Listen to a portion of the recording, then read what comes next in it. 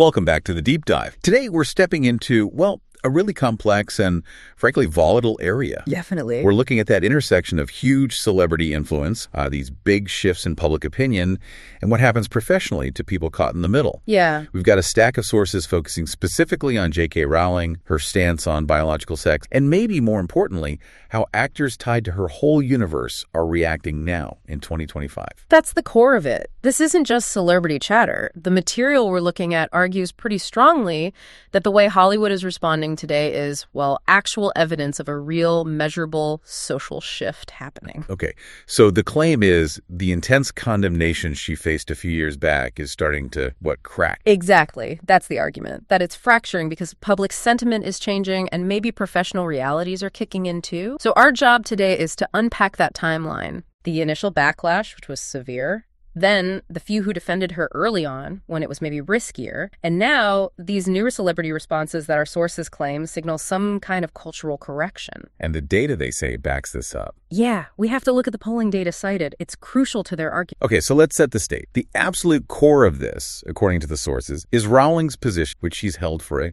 long time now, very public, that biological sex is, quote, real, immutable, and matters, especially when it comes to things like women's safety, sports, single-sex space. That specific stance. And that position, starting around 2020, really made her, as one source puts it, public enemy number one in some very vocal activist circles. It's quite the transformation, isn't it? Beloved kids author to, well, a global pariah in those specific spaces almost overnight. Yeah, and to really get why these new responses we'll talk about are seen as significant, you have to understand just how intense that initial reaction was. The sources don't just say criticism. They use terms like avalanche of hatred. Seriously strong language. And they detail actual death threats against her family, relentless online harassment, plus these very public coordinated campaigns to boycott everything. Books, films, the video games, even theme parks. Wow. And it wasn't just online noise, right? The sources mention real-world consequences, professional ones. Absolutely. They highlight this one specific example, a pretty well-known bookstore in San Francisco. What happened there? They made a public statement saying they would stop selling the Harry Potter series completely. Because of her views. That's significant. It shows a real willingness back then to translate that online anger into, professional isolation, financial impact. It forced people associated with her work to pick a side very publicly. And according to these sources, there was this moment, a kind of tipping point maybe, that showed Rowling wasn't backing down, which just escalated things further. Which was? It was her decision to use the money from the book series, the very money the boycotts were trying to cut off, to start the J.K. Rowling Women's Fund. Right. Funding initiatives focused specifically on women's rights and advocacy. Exactly. The sources frame this as her doubling down, showing she absolutely wouldn't compromise her no matter the professional cost. And that, obvious further in critics. Okay, and this leads into maybe the most shocking part for many fans back. The reaction from the ones whose careers were essentially built on her work. Yeah, the source material does not hold back its criticism of the Harry Potter actors who spoke out against. Like Radcliffe and Watson, primarily. Yes, them particularly. The sources see their actions back then, when the backlash was peaking, as, calculated. The framing is that they were tweeting in solidarity for trans rights, but also essentially throwing her under the bus. For self-preservation. Is that the implication? That's exactly the implication. The sources use that loaded term virtue signal, suggesting it was mainly about aligning themselves with the activist crowd, when being associated with Rowling felt like professional suicide. It's a pretty cynical take on their motives. It is. And interestingly, the source material also offers this kind of side critique of Rowling herself from before all this blew up around 20. What's that? The argument is that she'd previously tried and failed to sort of appease what the sources label leftist by changing things about her own canon after the books were done. Retroact. Like what? Can you give an example from the sources? Sure. They mention her okaying the idea of Black Snape in fan communities, or saying Hermione was maybe ethnically ambiguous, giving permission after the fact to reinterpret established characters. And the source's point is? That these were attempts to placate certain cultural groups, but they didn't work. Because once she took her firm stance on biological sex, the source says, she was hated by those groups anyway. So the argument is those earlier attempts at appeasement failed, and that's maybe why she decided to stand her ground so firmly later on. No more trying to please those critics. That's the suggestion in the material, yeah. That she realized placation was futile for her. Okay, so that paints a picture of intense pressure, where condemning her was almost the default position for anyone in the public eye connected to. Pretty much. Which makes the next group stand out even more in the source's narrative. They call them the early defenders. The ones who spoke up during the height of the storm, when it was riskiest. Exact. The sources claim these individuals acted with conviction, not just following a trend or waiting. Who are we talking about here? Well, first up is Helena Bonham Carter, Bellatrix Lestrange. Okay. In late 2022, so still very much in the thick of it, she publicly called the whole backlash horrendous and a load of bollocks. Strong words. Yeah, and her defense was interesting. It wasn't just political. She said Rowling is allowed to have her opinion, but she specifically linked it to Rowling's personal history, mentioning reports of abuse Rowling's. Oh. Connecting the opinion to personal experience. Right. Bonham Carter's point was that opinions often come from personal history, trauma even, and you have to respect that source, even if you disagree with the conclusion. The source we read saw this as a rare attempt to bring some humanity back into a very polarized debate. That's a nuanced take. Who else? Then there's Evanna Lynch, who played Luna Lovegood. Her story really highlights how toxic it was back then. What happened with her? She actually defended Rowling in a tweet back in 2020, but the source says she faced such intense bullying and abuse for it. That she deleted it? Yeah, she felt forced to delete the tweet, which says a lot about the pressure. Wow. But she didn't stay silent. No, she came back to it in 2023. She said she wished people would give Rowling more grace to her. And she also talked very personally about how Rowling's books helped her recover from anorexia. So a very personal connection driving her defense. Exactly. The source frames Lynch's defense as coming from this deep personal gratitude, something stronger than the fear of professional backlash. She was basically saying, this woman created something that saved my life. How can you treat her like? Powerful motivation. Anyone else highlight? Yes, the actress Frances Barber. She took a pretty significant step. She was a lead signatory on an open letter in the Sunday Times in 2020. An open letter? Yeah, signed by 58 creatives, including some big names like Tom Stoppard. It was a direct defense of Rowling and a condemnation of the attacks to her. What did the letter say? The source quotes it describing the abuse as insidious, authoritarian, and misogynist. Really strong language again. So they weren't just defending Rowling, but framing it as a broader issue. Absolutely. Barber and the others explicitly tied their support to free speech. They argued that the attempts to silence Rowling were fundamentally about silencing women who held views outside the main narrative. So the sources positioned these figures, Bonham Carter, Lynch, Barber, as displaying real courage, acting against the tide. That's precisely the narrative. They acted when the professional risk was arguably at its peak. That willingness to face the mob, as the source puts it, is what distinguishes them from the shift in behavior we're supposedly seeing now in 2025. Okay, so that sets the scene. Mm-hmm. Intense initial condemnation, high professional risk, but few early defenders. Now let's move to 2025. The sources argue things are different now. Yeah, this is where the core claim of a social shift really comes into play. The argument is we're seeing the first real cracks in what one source calls Hollywood trans-orthodox. Meaning celebrities are starting to respond differently, not just condemning her. Exactly. Finding new ways to handle these questions, less condemnatory way. And the clearest example, the one the sources really seized on, happened in mid-October 2025. It involved Keira Knightley. Big name. What was the situation? Knightley was doing press for a new Netflix thriller, The Woman in Cabin 10, but crucially, she'd also just been cast to voice Professor Umbridge in new Harry Potter audiobooks. Ah, so a direct, fresh link to Rowling's work, making her a target for questions. Precise, right in the firing. And during a press junket, she got asked direct, was she aware fans were calling for a boycott of those audiobooks because of Rowling's view? The exact kind of question that would have likely prompted condemnation a few years prior. What did she say? Her response is what the sources found so interesting. She said, I was not aware of that, no. I think we're all living in a period of time right now. We're all going to have to figure out how to live together, aren't we? And we've all got very different opinions, so I hope that we can all find respect. Okay, that's not a condemnation.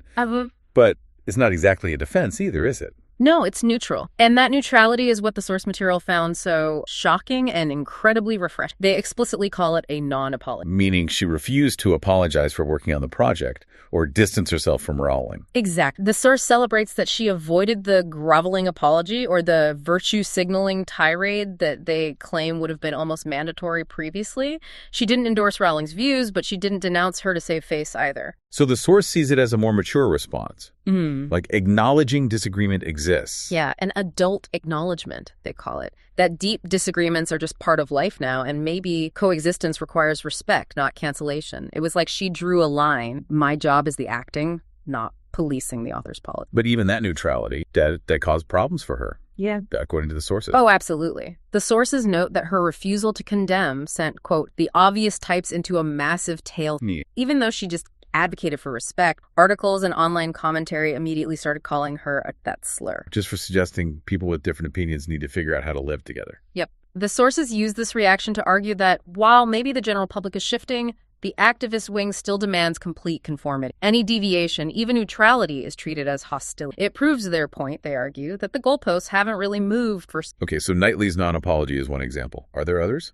Yes, they point to John Lithgow, also a big name, recently cast in that huge upcoming HBO Harry Potter series. Right, that's a massive project. He must have faced similar questions. He did, and his response was even more direct, or perhaps detached. When asked about Rowling's opinions, he apparently just said they didn't factor into his decision-making at all. Just irrelevant to the job. Totally irrelevant. The source absolutely loved this response, called it the most appropriate response for a professional actor. Why so praised? Because it completely sidesteps the moral. By saying the politics were irrelevant to his taking the job, he just refused to engage on that level. It's purely transactional. I was offered a role, I took it.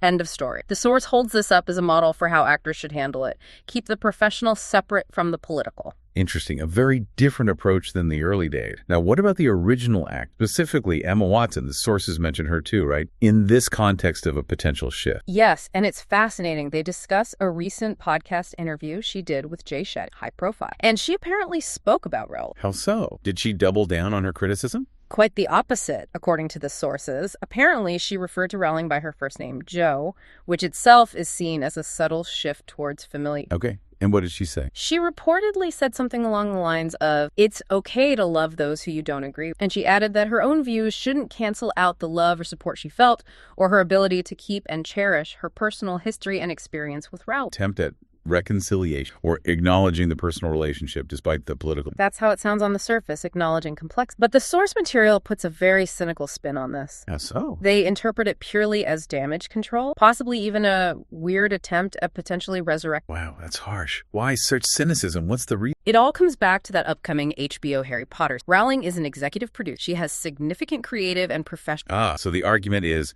with Rowling still powerful in the franchise, maybe Watson sees a need to mend fence. That's exactly the cynical take presented in that for an alum like Watson was so critical before. Softening that stance now might be less about genuine change of heart and more about, well, profession. Realizing she might need to be on better terms with the person holding the keys to that kingdom, especially if she wants any future involvement or just to navigate the industry landscape. So the source sees it as potentially opportunist, driven by Rowling's enduring influence. Precisely. It paints a picture where the shifting landscape isn't just about public opinion, but also about power dynamics within the... And to really underscore how different things are now in 2025, the sources contrast these reactions with someone who faced the earlier pressure. Yes, they briefly mentioned Noma Dumaswen played Hermione in the original Cursed Child stage play. What was her... Initially, back in 2020, she was actually very publicly supportive of Rowling, especially since Rowling had strongly defended Dumasweni's casting against rape attacks. So they had a positive relationship. Seemingly so. But the source states that Dumasweni came under such intense fire under the pressure of the trans lobby that she eventually publicly retracted her support for Rowling. She reversed her position due to the backlash. That's what the source claimed. Her story serves as a stark reminder in the source material of just how intense and unforgiving that earlier environment was. An environment where even initial support could be crushed, forcing capitulation. An environment, they argue, is now, finally, starting to change. Okay, so we've seen the argument.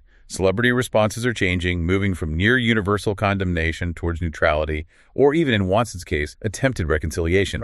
But why? The sources link this directly to shifts in public opinion, don't they? They do. This is central to their entire thesis. They argue this isn't happening in a bubble. Hollywood, they claim, is reacting because the public mood has genuinely changed. The core claim is blunt. Much of the forced support for the transgender lobby has fallen away. Strong claim. Do they back this up with more than just anecdotes about celebrities? Is there data? Yes, this is where they bring in polling data from early 2025. They argue this data provides concrete evidence of a public shift towards positions closer to Rowling's. Okay, let's look at that. What's specific? They cite a February 2025 Pew Research survey from the U.S. It apparently found that Americans are increasingly supportive of restrictions on transgender participation in sport and in single-sex. Increasingly supportive. Is there a trend line? Yes, and this is the key point for the source. That support for these restrictions is reportedly up 10 points since 2021. Wow, a 10-point swing in just 4 years on such a contentious issue. That is significant. It's huge in polling terms, especially on something so polarized. The source argues that for Hollywood, which lives and dies by public sentiment, a shift like that fundamentally changes the risk. Taking a neutral stance, or even one aligned with those restrictions, suddenly looks less professionally dangerous. So the idea is maybe the initial broad public support for certain activist positions was maybe shallower than it seemed, or maybe people's views changed once they saw the practical outcomes. That's exactly the interpretation offered by the source, that perhaps abstract empathy met practical concerns about fairness in women's sport or the reality of single-sex spaces, and opinions started to harden or shift. Is this trend just in the U.S., or do the sources cite data from elsewhere? They also point to the UK. An April 2025 poll by Find Out Now. This one looked at reactions to a major UK Supreme Court. What was the ruling about? It clarified that legally, under the UK's Equality Act, a transgender woman is not considered a woman for the purposes of certain single-sex protection. Which, as the source notes, directly echoes Rayling's long-stated position on biological sex having legal relevance. Precisely. And the poll found a clear majority, 59%, agreed with that Supreme Court ruling. And did the poll ask why people agreed, or what the impact might be? Yes. It found that nearly half, 47%, felt this ruling would actually positively impact women's rights and safety. So a large chunk of the public seemingly views these sex-based distinctions as protective, not discriminatory. That's a strong finding against the narrative that these views are fringe. It is. And there's another detail from that UK poll the sources really emphasize concerning younger. I'd assume younger people would be more aligned with the activists. You'd think so based on common narrative. But this poll found that 41% of the youngest group, surveyed 18 to 24-year-old, actually backed the Supreme Court. Almost half of young adults supporting a legal distinction based on biological sex. Yeah. The source highlights this to argue that the idea of a simple generational divide on this issue is maybe inaccurate, or at least shift. Support for sex-based rights seems broader than often portrayed. Okay, so the data suggests a shift, but why does the source think this shift is happening now? What's driving this public exhaustion? They offer a few key reasons. Primarily, the claim is people are just tired of what they see as overreach. Overreach in what area? 3 main things say. First, school policies allowing biological males into girls' bathrooms and changing rooms. That sparked huge parental backlash and safety. That's been very big. Second, the issue of men competing in women's sports. Seeing biological females lose out on titles, scholarships, opportunities, that generated a lot of debate about fairness. Also very prominent. And third, maybe the most sense, the source talks about exhaustion over the lifelong medicalization of vulnerable young, especially with some European countries pulling back on early medical interventions for minors, citing lack of long-term data and potential harm. That raises deep concerns. So the argument is these practical real-world impacts pushed public opinion away from the more abstract activism. That's the core argument, that the policies went too far, too fast for many without broad consensus, and what we're seeing now in the polls and court is the pushback. The source calls it the pro-reality position gaining ground. And this public shift, they argue, is directly influencing Hollywood. The prediction in the source material is that Hollywood insiders, actors, studios, they're all realizing that championing certain very specific leftist positions on this isn't necessarily a winning anymore. Because audiences are pushing back. Yeah, the claim is audiences are sick and tired of being lectured. They're voting with their wallets or their remotes, rejecting entertainment that feels overly ideological, especially if it clashes with their own evolving views on these sensitive topics. So what does this mean for actors going forward? How will they react to this changing landscape, according to the source? They predict 2 main paths, right? Yes. 2 likely camps emerge now. Camp 1, the actors who maybe always felt uncomfortable with the dominant narrative, but were afraid to speak up. The ones who were silenced by the fear of cancellation. Exactly. The source suggests they might now feel comfortable enough to express their real feelings, maybe cautiously, a little bit, knowing the public mood offers more cover. The mob, as the source might put it, has less power. Okay, that's one group. What's the other? Camp 2 is maybe more cynical. These are the actors who realize that the old playbook, the virtue signaling, just won't get them anywhere professionally, economically. So the calculation changes. Right. The source predicts a kind of professional reckoning. These actors might either just completely clam up, get marching orders to shut up from their agents or studios to avoid the topic altogether, or, and this is the really cynical prediction, they might actually pivot, start expressing opinions that align more with Rowling, or even try to rewrite history and pretend they supported J.K. Rowling all along to catch the new wave. Wow. So the shift isn't necessarily about conviction for this second group, but purely about adapting to the new PR and economic reality. Follow the polling data. That's the brutal assessment offered in the source material, that the fear of activist cancellation is being replaced by the fear of audience abjection. The financial bottom line is reasserting itself. It paints a pretty stark picture of Hollywood motivations. It does.